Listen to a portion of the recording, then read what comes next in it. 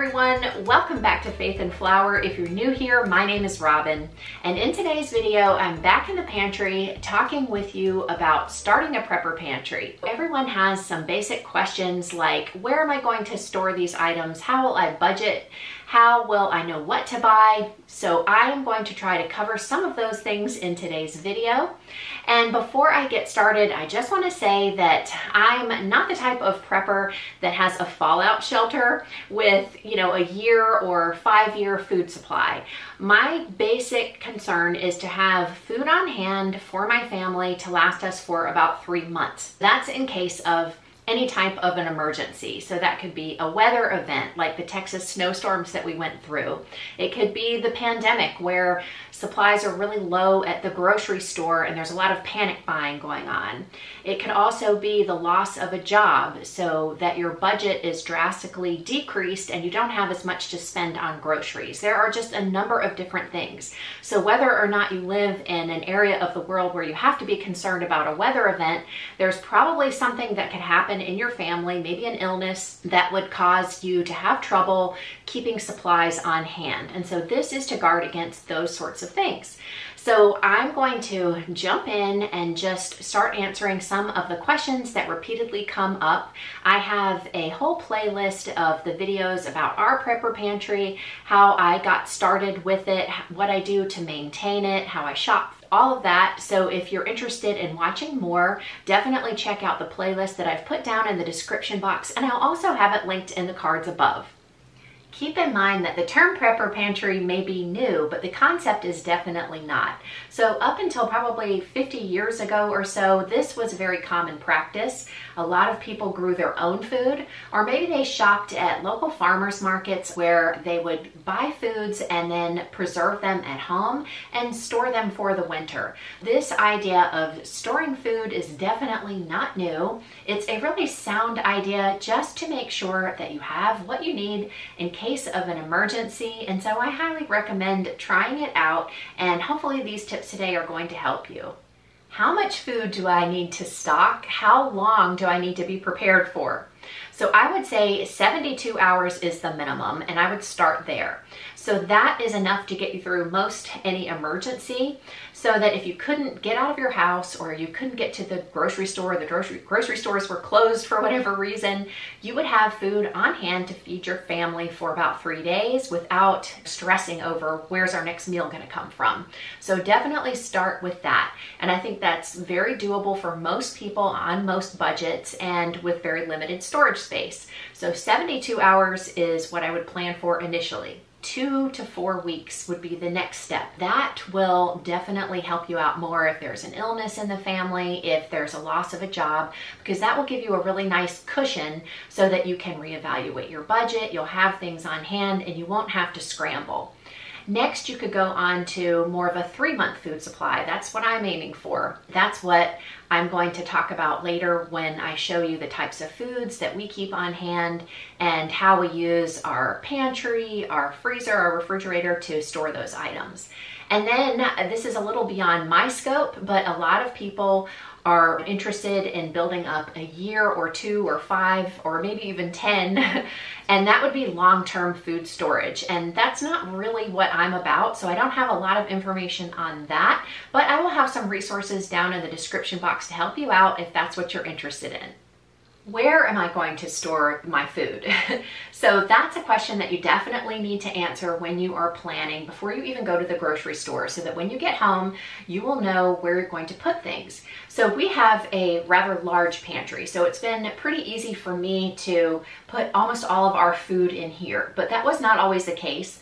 In our previous homes, we did not have such a large pantry, and so I had just our regular working pantry, and this one I would call sort of an extended working pantry. So I'm able to fit in almost all of our dry goods in here, and I have a system for rotating everything so that I keep everything fresh.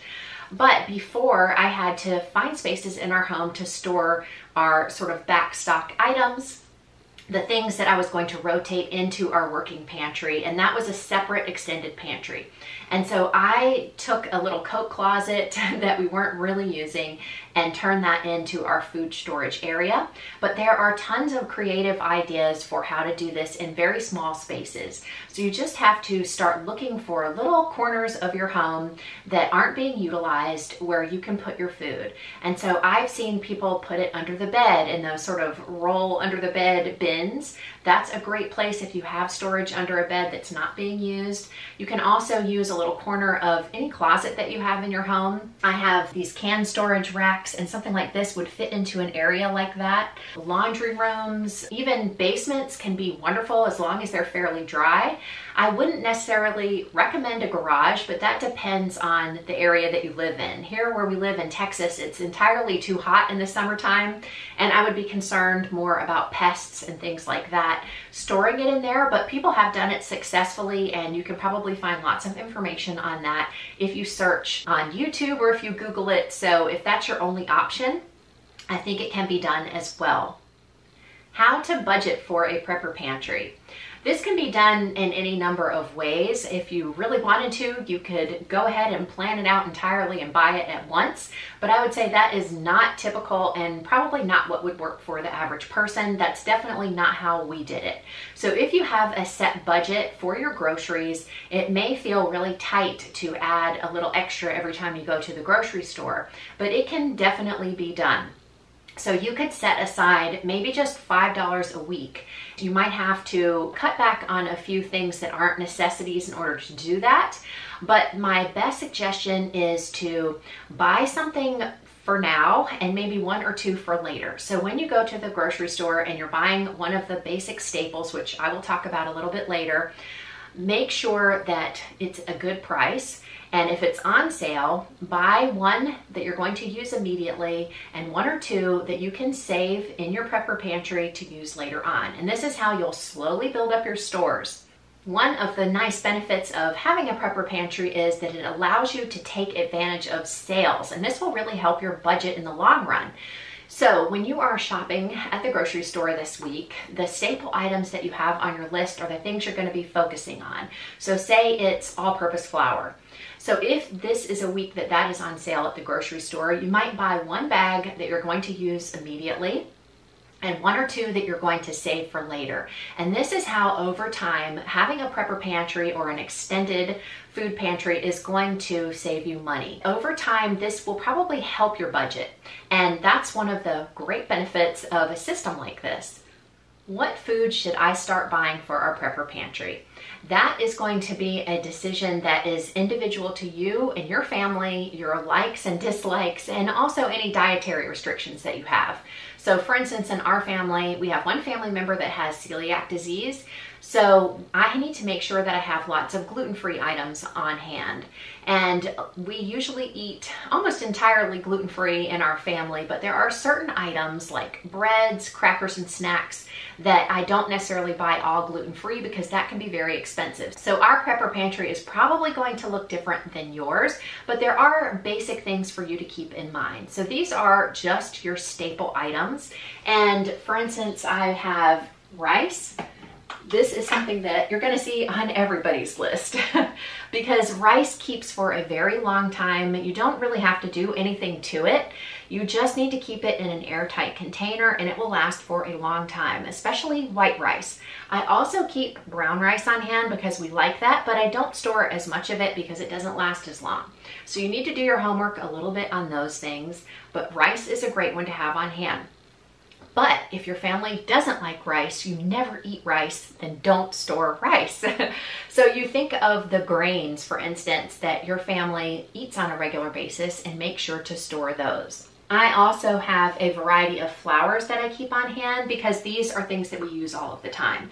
So my husband and I do eat bread and it's not gluten-free. So I have flour on hand. I've got bread flour and regular flour because these are the ones that we use, all-purpose flour. And I have plenty of that to last us for 3 months because this is a fairly easy thing to store. Because my son eats gluten-free, I have plenty of brown rice flour on hand, and the other starches needed to whip up a batch of gluten-free flour for him, and that way I will have it on hand for about 3 months to make baked goods for him. Canned goods are also super important to have in your prepper pantry. They are one of the easiest things you can do to make sure that you have plenty of food on hand for your family. And so even if you're generally not a canned food eater, and we eat a lot of fresh produce in our family, we don't rely on canned foods generally, but I've learned how to work some of these things into our diet so that I can keep them rotating and using them, and they're going to be here when we really need them in case of an emergency. So something that my family loves and that would be so easy to prepare is baked beans. So all I have to do is open this can and warm it up. It's actually fully cooked, so even if in an emergency we didn't have a power source and I had no way to heat it, it would still be edible. We probably wouldn't want to eat it that way, but it can be eaten that way. And I also suggest dry beans and things like that, and they're great, but they take a little bit more preparation. So having some canned beans on hand, all the ones that my family enjoys eating, is really nice to have. And it's something that I think every prepper pantry should have at least a small supply of. Pastas are also great to have on hand. As you know, all you need to do is boil water to make them. So this makes a really great item to keep on your pantry shelf. It also usually has a very long shelf life. You need to make sure that you're storing these things in a way that keeps them fresh. We rotate through ours fairly quickly, so it's not an issue, but if I wanted to extend my supply and make sure that I had lots on hand, I would want to think about putting this in an airtight container so that I don't have to worry about pests or anything like that. So cereals are another thing that I try to keep a fairly good supply of because this is very easy for us to eat without any power supply. And you also need to think about all of the meals that you eat throughout the day, not just dinner, so breakfast and lunch as well. And so having some cereals that your family likes on hand is really nice. And in that same vein, oats are wonderful to have on hand, and these are great for lots of things, not just breakfast, but you can easily make a batch of oatmeal with just water. And so I always have some gluten-free oats that our family can enjoy. And as I said, I use these for a lot of recipes, so we have no trouble rotating through this. I can also make homemade granola, things like that. I can either choose to have the ingredients for that on hand so that I can make it during a time of emergency, or generally I'll have a batch already made, and that's part of our extended food supply as well. So I mentioned that we have this extended pantry here, and this is all shelf-stable products, but there are things that we keep as part of our food supply in our refrigerator and our freezer. So don't forget about those spaces. Now, in an emergency where you lose power, of course, those things are not going to help you very much, but there are a lot of reasons why you prepare an extended pantry that wouldn't include that. So having frozen vegetables in your freezer, even freezer meals that you've prepared ahead of time, can be a really big help, say if there's an illness in your family, so that if you don't feel like cooking because you're not well, you can still have meals that are fairly easy for your family to prepare on hand. So just start making a list of things that your family likes to eat, the recipes that you like to prepare, and as you make out your grocery list each week for those things, that will give you a really strong indication of the things that you need to be stocking up on for your prepper pantry. Other shelf-stable items that you might want to start stockpiling a little bit in your pantry are sugars, such as white sugars, brown sugar, powdered sugar, also honey, molasses, maple syrup, and corn syrup. They are great sweeteners and can be used in a variety of different recipes. Bread is not a shelf-stable item, but the ingredients to make it generally are, and yeast was very difficult to find along with flour in the first weeks of the pandemic, so now I make sure to keep those in our pantry. A variety of canned meats is a great idea. We like canned chicken breast, chopped clams, and tuna. That's my family's favorite, so that's what I keep on hand. I also like to keep a variety of pre-made sauces and plenty of condiments and things like that that will help me put together meals with, for instance, the canned beans that we have stored. There are loads of shelf-stable broths, bouillons, and stocks that you can keep on hand, and they're a great idea for throwing together soups and all sorts of other things. Peanut butter and jelly have a great shelf life. Plus, don't forget all of the condiments that you use regularly. If you can have a little back stock of those things, that will really help you as well. I recently stocked up on snack items for our pantry. I found a lot of these things on sale, so it made sense to go ahead and stock up. Plus, even though these things are not entirely necessary, they really make life more enjoyable in the event of an emergency.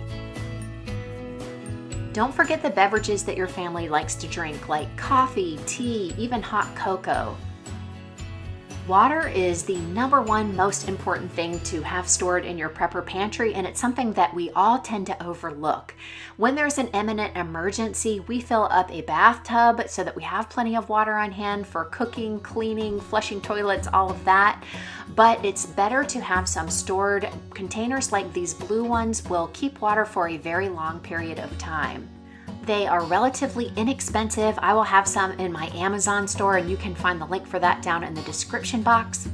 Although you can store water in other containers, I highly recommend these blue ones that are meant for water storage. The blue color inhibits bacterial and algae growth, keeping your water fresher longer, and the only consideration you need is to make sure that they are kept off of concrete floors so that no contaminants will leach into them. The CDC recommends that you have 1 gallon of water per person per day stored, and that would be really difficult for our family to do, and we have a rather small family. So we have recently invested in a Berkey water filter, and this will allow us to filter water from basically any source, whether it's contaminated or not, and make it drinkable. Berkey water filters are very expensive initially, but they do pay for themselves over time, especially if your family buys bottled water.